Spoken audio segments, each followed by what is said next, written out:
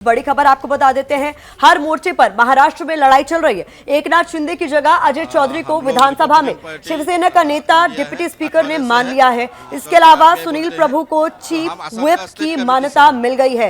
ये इस वक्त की बड़ी खबर है। आपको बता दें, महाराष्ट्र की सियासत में इस वक्त का सबसे बड़ा अपडेट ये है कि एकनाथ शिंदे की जगह अजय चौधरी को विधानसभा में शिवसेना का नेता डिप्टी स्पीकर ने मान लिया है। इसके साथ ही सुनील प्रभु को चीफ व्हिप की मान्यता मिल गई है।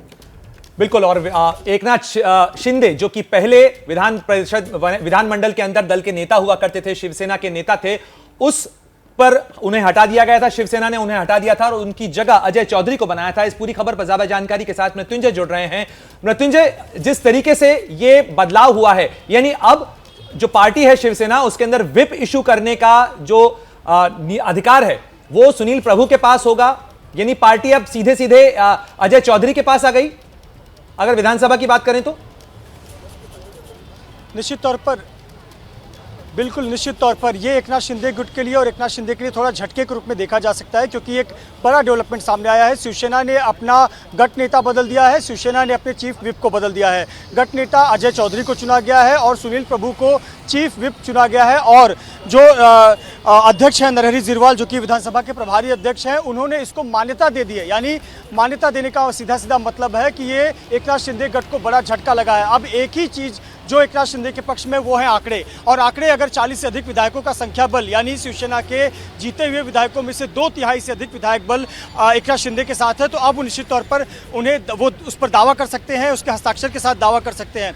लेकिन फिलहाल जो नरहरी झिरवाल ने जो बड़ा फैसला लिया है, इसके मुताबिक अजय चौधरी को शिवसेना गट नेता चुना गया है और व्हिप जारी करने का अधिकार सुनील प्रभु को दिया गया है। तो ये बहुत बड़ी डेवलपमेंट है और एकनाथ शिंदे को इस पर निश्चित तौर पर झटका लगा है। बिल्कुल मृत्युंजय, आप हमारे साथ बने रहें। इस बीच एक बड़ी खबर भी आ रही है। महाराष्ट्र में लगातार बैठकों का दौर जारी है और थोड़ी देर पहले शिवसेना के नेताओं के साथ शरद पवार की बैठक खत्म हुई और अब एनसीपी के बड़े नेता और डिप्टी सीएम अजीत पवार और जयंत पाटिल शरद पवार से मिलने के लिए पहुंचे हैं। तो लगातार बैठकों का सिलसिला जारी है, अलग अलग जगह बैठकें चल रही हैं। उद्धव ठाकरे के साथ मुलाकात हुई, उनकी पार्टी के नेताओं की मुलाकात हुई, शरद पवार से मिलने के लिए संजय राउत पहुंचे थे। उन्होंने कहा कि अब हम सीधे सीधे चुनौती देते हैं कि जो लोग बागी हैं उन्हें अब हम चुनौती दे रहे हैं। और इस पूरी मामले पर ज्यादा जानकारी के साथ हमारे सहयोगी जितेंद्र दीक्षित भी जुड़ रहे हैं, जो हर खबर का अपडेट आप तक पहुंचा रहे हैं लगातार इस बड़ी खबर पर। जितेंद्र, ये जो बैठकों का सिलसिला जारी है, आज आपने जिस तरीके से सुना कि संजय राउत भी इस पूरे मामले पर काफी आक्रामक तेवर के साथ सामने आ रहे हैं, यानी एक लंबी लड़ाई की तैयारी महाविकास आघाड़ी कर चुका है। जी हाँ, बिल्कुल। जब संजय राउत बाहर आए, शरद पवार से मिलकर बाहर निकले और हमसे उन्होंने बात की, तो एक अलग तरह का आत्मविश्वास जो है उनके चेहरे पर झलक रहा था और पिछले 3-4 दिनों से जो उनके हाव भाव थे उससे काफी अलग लग रहा था। यानी कि जाहिर तौर पर शरद पवार की ओर से उन्हें भरोसा दिया गया है कि ये लड़ाई में एनसीपी पूरी तरह से उनके साथ है। और खुद संजय राउत ने ये बात हमसे बातचीत करते हुए भी कही कि वो आखिर तक हार नहीं मानने वाले। अब मैं आपको लेटेस्ट अपडेट ये दे दूं कि अजीत पवार और जयंत पाटिल, उप मुख्यमंत्री अजीत पवार हैं और जयंत पाटिल ये पहुंचे हैं शरद पवार के पास में और उनके साथ इस वक्त बैठक चल रही है।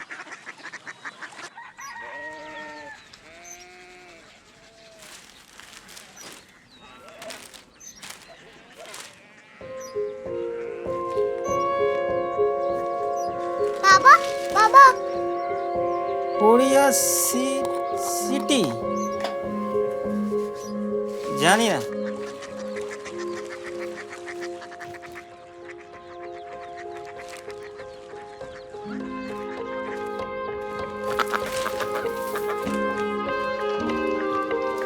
Korea city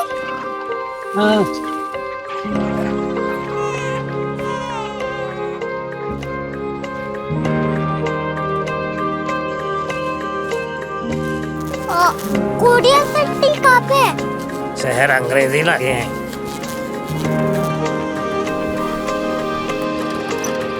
Korea city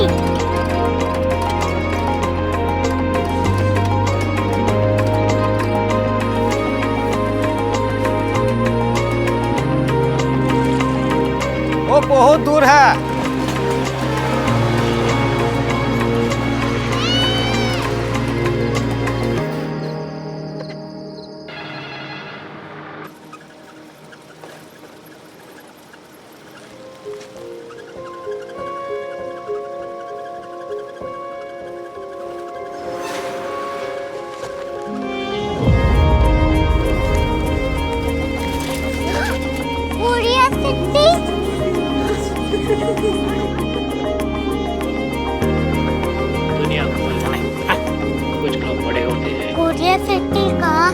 professor साहब को पता होगा। हो, ये छोटा वाला ग्लोब लगता है और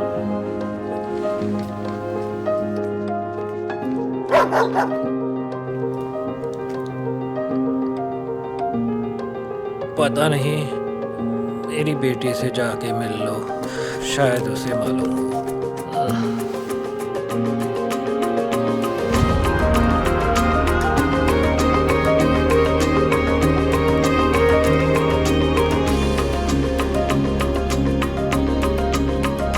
हाय, बाबा ने भेजा है। Come here. Korea city. Korea city नहीं, क्यूरियोसिटी। वो क्या? That's what brought you here? जो तुम्हें यहाँ तक ले आया। क्यूरियोसिटी।